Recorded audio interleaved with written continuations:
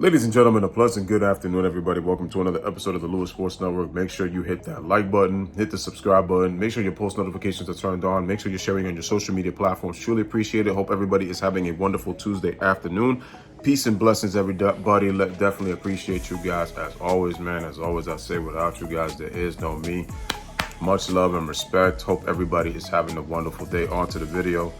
So as you guys know, last night, I was doing the game between the Seattle Seahawks and the New York Giants at MetLife Stadium on the channel. And it was very difficult to do the game because of the constant buffering from the video stream. So it made it difficult to kind of call the game.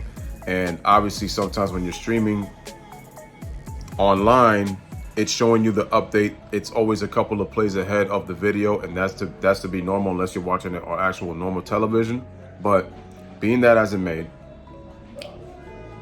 that game last night was a complete abomination of what has been such a disaster the last few seasons for the New York Giants, except for last year when we overly surprised everybody with the season we had and made it to the divisional round, losing to the Eagles.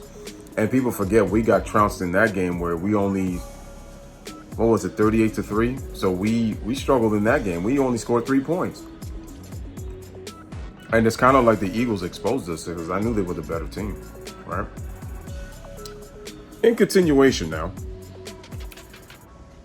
this was so bad in the fact that the Giants only scored 3 points. 3 points. In the last 14 quarters of football, we have only scored 15 points. That is absolutely mind-boggling that we have only scored 15 points in the last 14 quarters. We can't score. We can't run the football because Saquon Barkley is out injured. Everybody's like the offensive line, the offensive line, the offensive line, the offensive line, the offensive line. Okay, but we've known that for years now. Yes, the offensive line is bad. Yes, in this game, Daniel Jones got sacked 11 times. Or was it 12 times? All I know is it was 10 or more. Let's just say 10 plus sacks for goodness sakes. I know Shannon Sharp was saying he's getting called Danny Dimes. He should be called Danny Crimes because of his contract.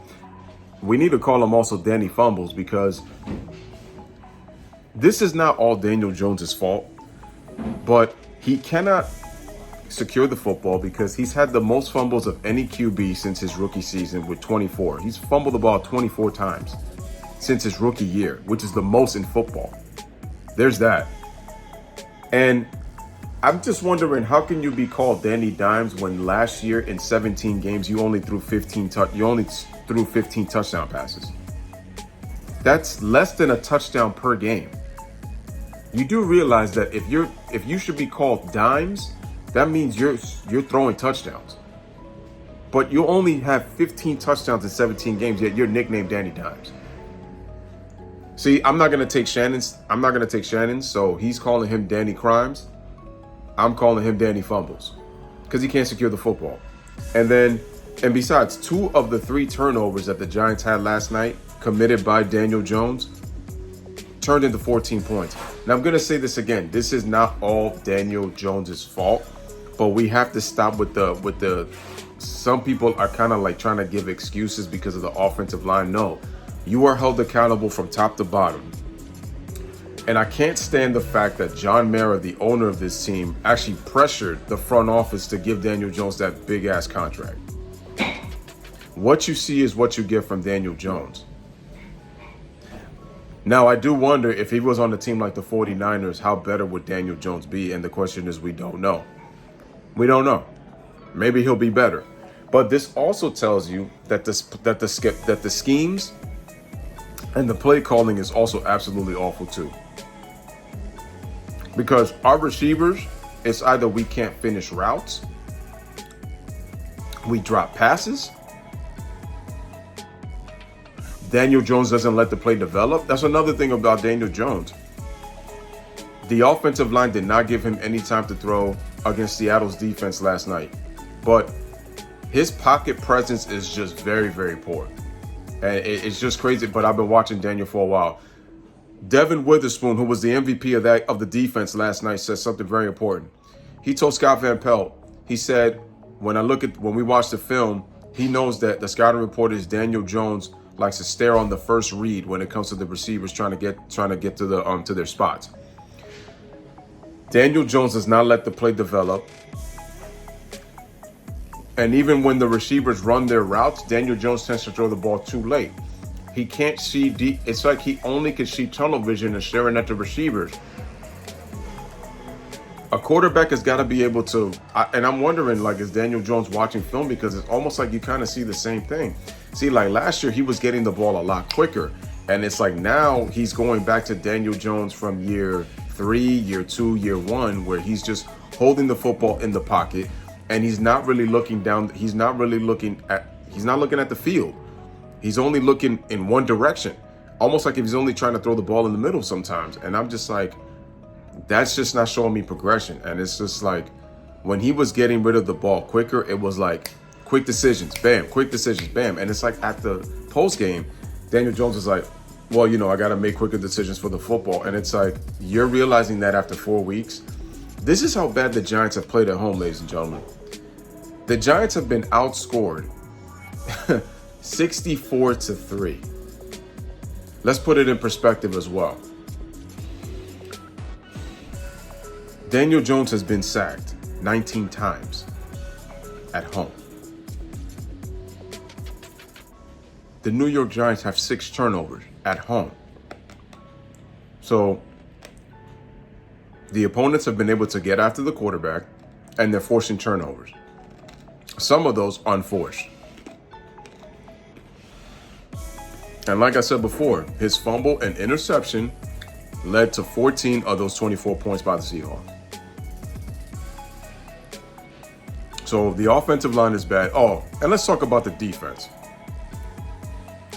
I've never seen such a poor display of poor tackling. We couldn't stay in front of our guys on the defensive side of the ball. I cannot tell you how many missed tackles I saw last night. And it wasn't like if Kenneth Walker III or any of the wide receivers were doing like any special type of moves or anything like that.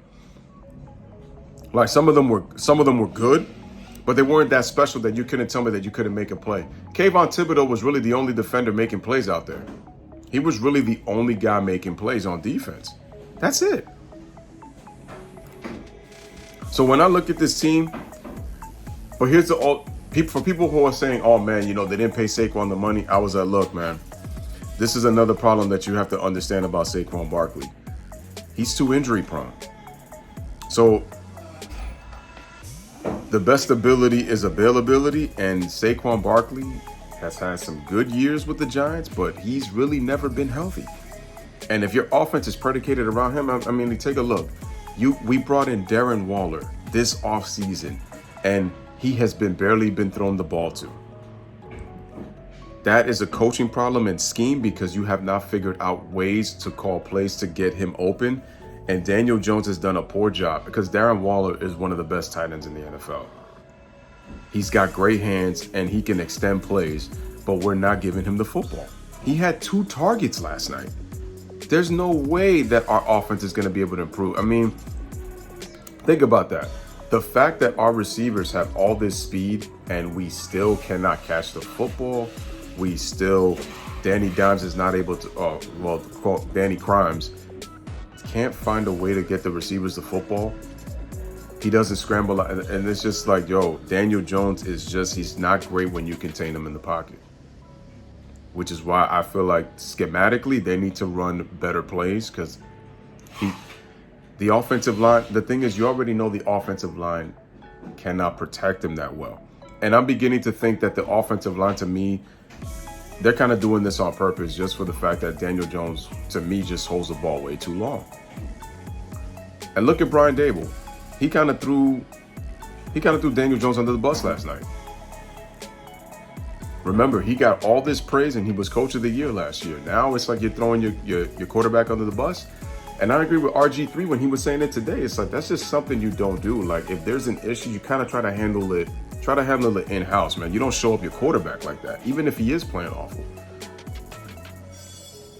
It's almost as if to say, because the Giants were playing so well last year, Brian Dable just rode with the train. And remember, he was with Josh Allen prior to that. But now,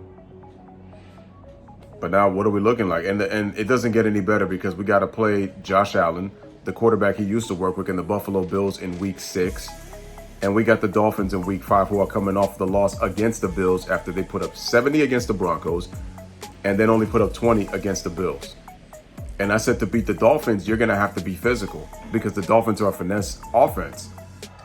If we're missing tackles against the Seahawks, what makes me think that we're going to stop Mostert, Achane, Waddle, and Tyreek Hill?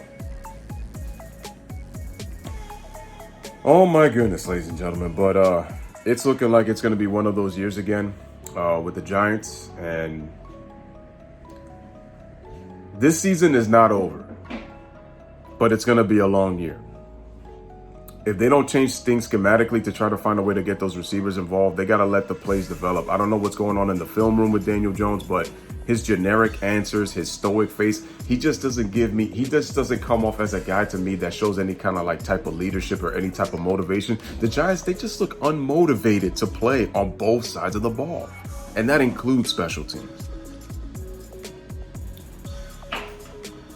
It's just sad and pathetic as a Giants fan. But ladies and gentlemen, man, this is your boy Louis with another one. Let me know, guys, what you think in the comment section, man. Bless up, live, love, love. Thank you guys for watching.